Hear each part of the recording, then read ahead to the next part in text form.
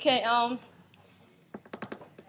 Good afternoon, everyone. I'm MiohSong from ADM, and before I get started, I'd like to ask you some questions. How many of you are familiar with these photos? Okay. So, do they make you recall any name of the brand you've been heard of before? Yeah. What is that actually? Hollister? Yeah, exactly. So that's right. These are all topless male models slash staff from Abercrombie Fitch and the Hollister store. And as you know, Hollister is one of the branches of Abercrombie Fitch, and as a clothing company, AF emphasizes a healthy outdoor lifestyle in the U.S. market. And the way A&F advertises its brand is quite special.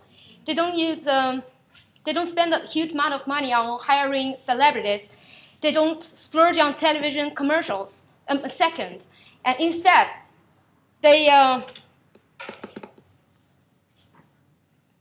hire good-looking young people, either selling products in their stores or letting them become the focuses of their advertisement posters. And the company has been disputed for their nudity and sexuality marketing strategy for decades, as you can see. And in fact, that is why you could name the brand in a short time when I show you these photos. Oh, sorry, wrong computer. So this is my research question. I'll mention that later on. Some of you have already known that A&F opens its first Hollister store in Shanghai this year, and we are going to open 2 more stores in Hong Kong and Beijing, respectively, in 2012.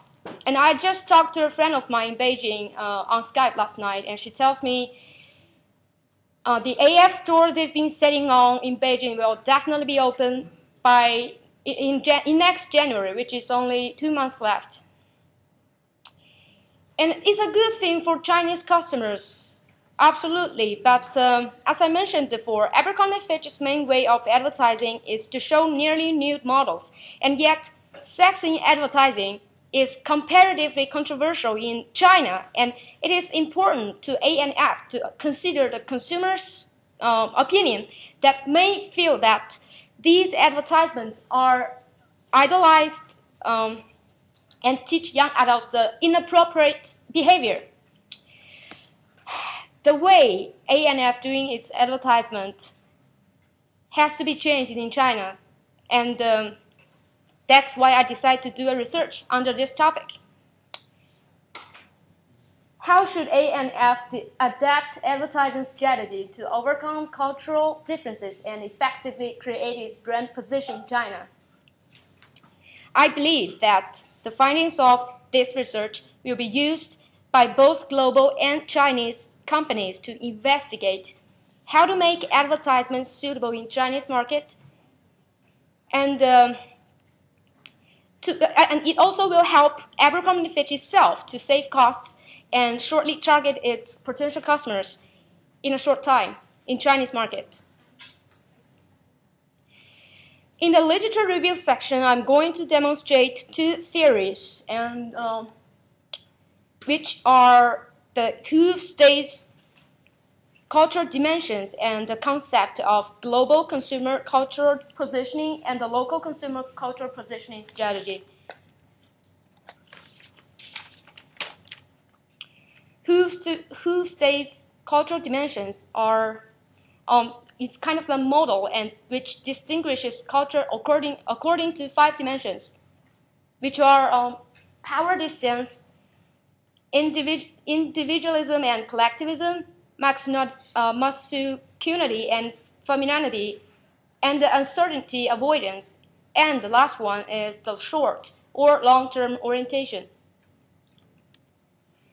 The graph on your right illustrates the scholars from who support and against who stays theory. For example, Emery and Tian suggest Albert Miller and Gelb's research that did not compare the value systems and perceptions of effective advertising of the mainland Chinese market, with those of for the United States. This is a comparison, and I will include all of these critical debates in my final proposal, in my final research proposal.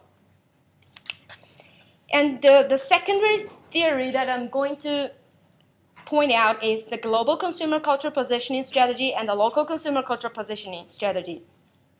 Generally, GCCP is a strategy which is defined as one that identifies the brands as a symbol of given global culture.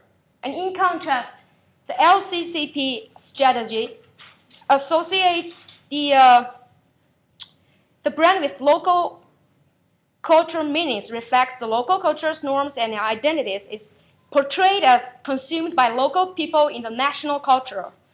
And I'll design a questionnaire accordingly based on these two theories and to find out what Chinese consumers think and which are the better strategies for A&F to take advantage to use in Chinese market. And to achieve the mentioned objectives, I'll collect and use both primary and secondary data. And the primary data will be collected in two ways. Firstly, a questionnaire survey will be conducted with 100 of random customers aged from 20 to 35 at Sanlitun Mall in Beijing, and also 100 Chinese students from WSA campus.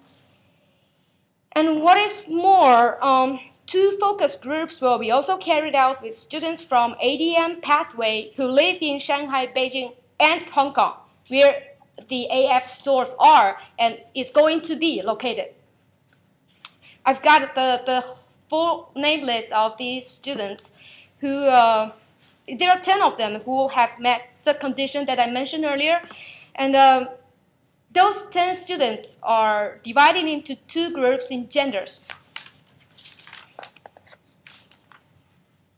Here presents the main questions that I'll ask to them, and basically I'll need them to provide how do they think of advertising appeals to Abercrombie Fitch in three aspects that are gender and sex awareness, color avoidance, and the usage of celebrities. All the answers and insights be presented will be organized and analyzed by me afterward, and will accordingly use as the supporting materials in my final research. This is the timeline I've been planning to stick with so far. It might need some slight changes, but it won't affect the whole process. Ended by July 15. Here comes the main reference I've been used, and that'll be all. Thank you all very much.